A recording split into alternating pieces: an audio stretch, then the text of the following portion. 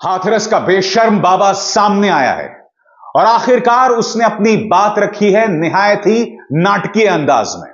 उसने कोई press conference नहीं किया दोस्तों, उसने इंटरव्यू दिया है एएनआई को। उसने एक भी कठिन सवाल का जवाब नहीं दिया है। उसकी नौटंकी क्या थी कुछ देर बाद, मगर समानांतर तौर पर दोस्तों, हाथरस भगदड़ मामले में जिसमें 121 लोग मारे गए, कम से कम 116 महिलाएं यानी कि 116 परिवार बर्बाद हो गए। इस मामले में भारतीय जनता पार्टी निहायत ही घटिया राजनीति खेल रही है। पुलिस की रिपोर्ट में इशारा किया जा रहा है कि यह सियासी साजिश हो सकती है, यानी कि विपक्ष पर आरोप, अपनी जिम्मेदारी से बचने का रास्ता।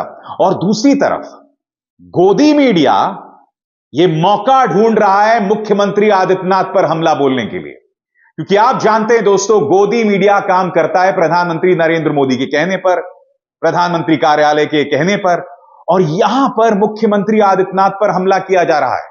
क्यों किया जा रहा है कुछ देर बाद, मगर सबसे पहले दोस्तों वो दो अहम बातें जिसका जिक्र अभी अभी मैंने किया। सबसे पहले नाटकीय भोले बाबा, और दूसरी बात किस तरह से पुलिस अब इस मामले में इशारा विपक्षी गठबंधन की तरफ कर रही है। मैं आपको बतलाना चाहता हूं कि एएनआई को दिए गए इंटरव्यू में इस बाबा ने क्या नौटंकी की। सही सुना आपने, गौर कीजिए। हाथरस में मची भगदड़ के 5 दिन के बाद भोले बाबा के नाम से प्रचलित सूरजपाल ने पहली बार मीडिया के सामने आकर अपनी बात रखी। न्यूज एजेंसी एएनआई से की बातचीत के दौरान इस बाबा का अलग ही रूप देखने को मिला। एएनआई से बातचीत करने के दौरान इस हादसे को लेकर जैसे ही रिपोर्टर ने बाबा से उसकी प्रतिक्रिया जानने के लिए माइक उसकी तरफ किया, तो उसने अपनी बात रखने से पहले 30 सेकंड तक कुछ नहीं कहा। इस दौरान उसने अपनी आंखें बंद कर ली। ऐसा लग रहा था जैसे बाबा जानबूझकर ध्यान लगा रहा हो। 30 सेकंड के बाद बाबा ने धीरे धीरे अपनी आंखें खोली और उसके बाद अपनी बात रखी। बाबा ने कहा कि घटना 2 जुलाई को हुई है, उसे लेकर मेरा मन दुखी है। यह सो कॉल्ड भोले बाबा की हिम्मत है कि वो मुझे इंटरव्यू दे सके, क्योंकि मुझे तजुर्बा है 2 बाबाओं का इंटरव्यू करने के लिए। याद है, नीली चटनी हरी चटनी निर्मल बाबा, इसका इंटरव्यू मैंने ही किया था, और आसाराम, इसी इंटरव्यू के बाद आसाराम जो है वो जेल चला गया था। जी हां, इसलिए मैं चाहूंगा कि जिस तरह से मैंने निर्मल बाबा और आसाराम का इंटरव्यू किया था, भोले बाबा मेरे सवालों का जवाब दें, मेरे मंच पर आए, मैं आपका इंटरव्यू करना चाहता हूं। मगर आज यह सवाल उठना लाजमी है कि आखिर इसे कौन बचा रहा है। एएनआई को इंटरव्यू दिया जा रहा है, अगर हिम्मत है तो प्रेस कॉन्फ्रेंस करो ना, सवालों के जवाब दो। यह हमें बताओ कि जब भगदड़ मच रही थी तो तुम भाग क्यों गए थे?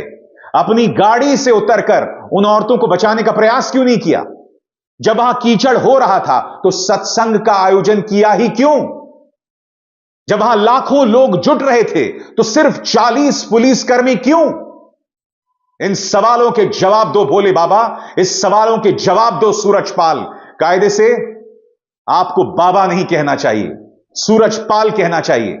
मगर शॉकिंग बात यह दोस्तों, अब भी इस मामले में अंधभक्त सामने आ रहे हैं।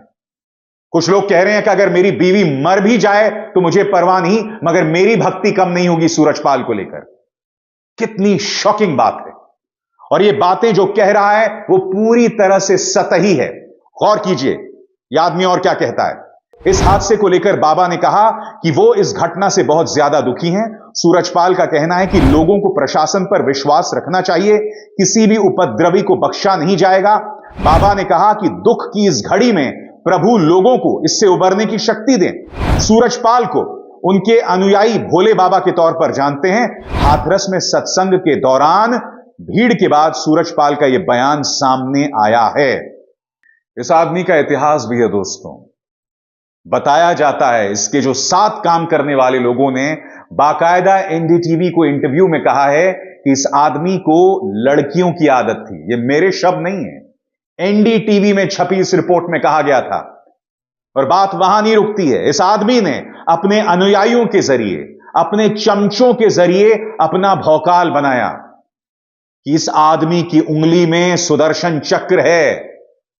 अब जाहिर सी बात है दोस्तों, जब यह प्रचार किया जाएगा तो जो भोली भाली जनता है वो इसके बहकावे में आ जाएगी, और वही भोली भाली जनता वहां पर जुटी और नतीजा आपके सामने है। अब भी यह आदमी नाटक कर रहा है, और नाटक प्रशासन भी कर रही है। कुछ देर बाद मैं आपको बतलाना चाहूंगा दोस्तों, इस आदमी का आलीशान साम्राज्य था। इसको लेकर अलग अलग न्यूज एजेंसीज क्या कह रही हैं, गौर कीजिएगा। बाबा के भक्तों के नाम पर खरीदी गई दर्जनों गाड़ियां। गौर कीजिए, इस बाबा के पास कई आश्रम हैं। इन्हीं में से एक आश्रम है मैनपुरी का। इस आश्रम की आलीशान इमारत है, उसके गेट पर ताला जड़ा है और 4 गार्ड उसकी सुरक्षा में तैनात है। आश्रम में ताला कब से और क्यों लगा है, यह जानने के लिए जब एनडीटीवी ने इस आश्रम के गार्ड प्रताप सिंह से बात की तो उसने बताया कि उसे नहीं मालूम है कि आखिर इस आश्रम के अंदर ऐसा क्या बना है। उसका यह कहना था कि अंदर कोई नहीं जा सकता। सूरजपाल उर्फ भोले बाबा के साम्राज्य के बारे में भी कई चीजें सामने आ रही हैं। भोले बाबा का आर्थिक साम्राज्य उसके आध्यात्मिक संसार से कहीं ज्यादा रहस्यमयी और आलीशान है। इसके अलावा नारायण साकार हरि चैरिटेबल ट्रस्ट के नाम पर सैकड़ों बीघा जमीन खरीदने की बात सामने आई है। यह भी पता चला है कि भोले बाबा के भक्तों के नाम पर करीब दर्जनों लग्जरी गाड़ियां खरीदी गई हैं। बीते दिनों एनडीटीवी की पड़ताल में पता चला है कि भोले बाबा का उत्तर प्रदेश के कासगंज, मैनपुरी, आगरा, कानपुर, मध्य प्रदेश के ग्वालियर में बड़े आश्रम हैं। इसकी चल अचल संपत्ति 100 करोड़ से ज्यादा है। अकेले मैनपुरी के बिछवा आश्रम की जमीन की कीमत ही 4 करोड़ के आसपास है। सूत्रों के मुताबिक विनोद नाम के एक सेवादार ने इतनी कीमती जमीन भोले बाबा के ट्रस्ट को दान में दे दी है। अब राजस्व विभाग इस जमीन की जांच कर रही है। आश्रम के सामने करीब 50 बीघे जमीन को भी भोले बाबा ने लीज पर ले ली है। आपको याद होगा दोस्तों, आसाराम के साम्राज्य को लेकर ऐसे ही कई रहस्य थे दोस्तों, और ये सवाल उसके बारे में भी उठाए जा रहे थे। बड़ा प्रश्न, क्या मुख्यमंत्री आदित्यनाथ इस मुद्दे की गंभीर जांच करेंगे? क्या मुख्यमंत्री आदित्यनाथ को अंदाजा है कि अब उनके नाम की सुपारी निकल चुकी है? तिहाड़ नरेश पत्रकार क्या कह रहा है मुख्यमंत्री आदित्यनाथ के बारे में और इस मामले के बारे में, जो मेरे हिसाब से गलत नहीं है, मगर उसमें दिक्कत क्या है, कुछ देर बाद सुनिए क्या कहा जा रहा है। लेकिन उससे पहले कुछ बातें स्पष्ट करनी जरूरी हैं। एक, ये योगी आदित्यनाथ जो कि उत्तर प्रदेश के मुख्यमंत्री हैं, उनकी जिम्मेदारी बनती है। मुख्य तौर पर उनकी जिम्मेदारी है कि उनके प्रशासन ने यह सुनिश्चित नहीं किया कि ये 1 लाख लोग सुरक्षित रहें। इसमें दिक्कत क्या है मैं आपको बताता हूं दोस्तों। याद कीजिएगा, जब हाथरस की गुड़िया की मौत हुई थी, रातों रात शव जला दिया गया था, तब इसी पत्रकार ने मुख्यमंत्री आदित्यनाथ से कोई सवाल नहीं पूछा था। यह किसी और चैनल में काम करता था और इसने इसे ऑनर किलिंग बता दिया था। यह इशारा कर दिया था कि उस गुड़िया की मौत के लिए उसके भाई जिम्मेदार थे। तब यह किसी और न्यूज चैनल में काम करता था। इस तरह की बातें पत्रकारों ने उस वक्त की थी, ऑनर किलिंग बताया जा रहा था। मैं आपसे सवाल पूछना चाहता हूं, अब यह मामला योगी बनाम मोदी नहीं तो और क्या हो गया है?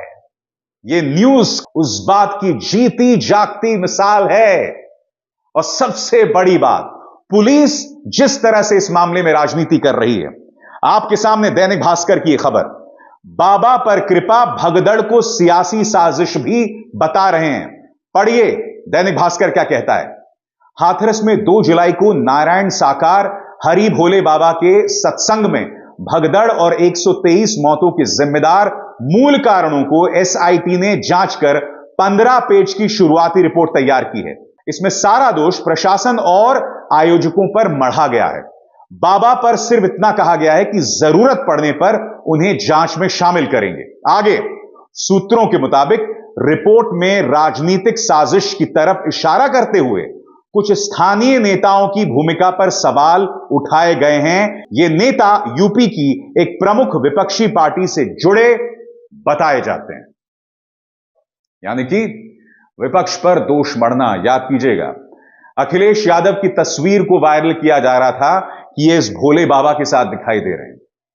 अरे भाई, आसाराम के साथ तो प्रधानमंत्री नरेंद्र मोदी, लाल कृष्ण आडवाणी दिखाई दे रहे थे। बलात्कारी राम रहीम को बार बार भाजपा ने ही तो पैरोल पर रिहा किया था। तो क्या तस्वीर साथ दिख जाने से कोई दोषी हो जाता है? और सबसे बड़ी बात, सरकार किसकी है? आप टूल किट देखिए दोस्तों, याद कीजिए, मैंने हाथरस की एक और घटना का जिक्र किया था जिसमें एक बेटी के साथ कथित तौर पर दुष्कर्म और उसकी हत्या कर दी जाती है, रातों रात उसका शव जला दिया जाता है। उस मामले में भी आपको याद होगा, सरकार ने इसे अंतरराष्ट्रीय साजिश बताया था। सिद्दीक कप्पन हाथरस जा रहा था उसे कवर करने के लिए और उसे आतंकवाद की धाराओं में गिरफ्तार कर दिया जाता है। बार बार मुख्यमंत्री आदित्यनाथ उसे अंतरराष्ट्रीय साजिश बता रहे थे, जबकि वह ऐसा साबित नहीं कर पाए। अब इसे सियासी साजिश बताने की कोशिश की जा रही है। हर बार वही टूल किट, हर बार अपने आप से दोष को हटाने के लिए या तो विपक्ष पर दोष मढ़ दो या इंटरनेशनल साजिश बता दो। सबसे बड़ी बात, और दोबारा, सूरजपाल प्रेस कॉन्फ्रेंस करो, हिम्मत है तो मेरे मंच पर आकर मेरे सवालों का जवाब दो। जैसे मैंने कहा, मुझे तजुर्बा है इंटरव्यू करने का, चाहे आसाराम हो या निर्मल बाबा। अभिसार शर्मा को दीजिए इजाजत। नमस्कार। स्वतंत्र और आजाद पत्रकारिता का समर्थन कीजिए, सच में मेरा साथी बनिए। बहुत आसान है दोस्तों, इस ज्वाइन बटन को दबाइए और आपके सामने आएंगे ये 3 विकल्प, इनमें से एक चुनिए और सच के इस सफर में मेरा साथी बनिए।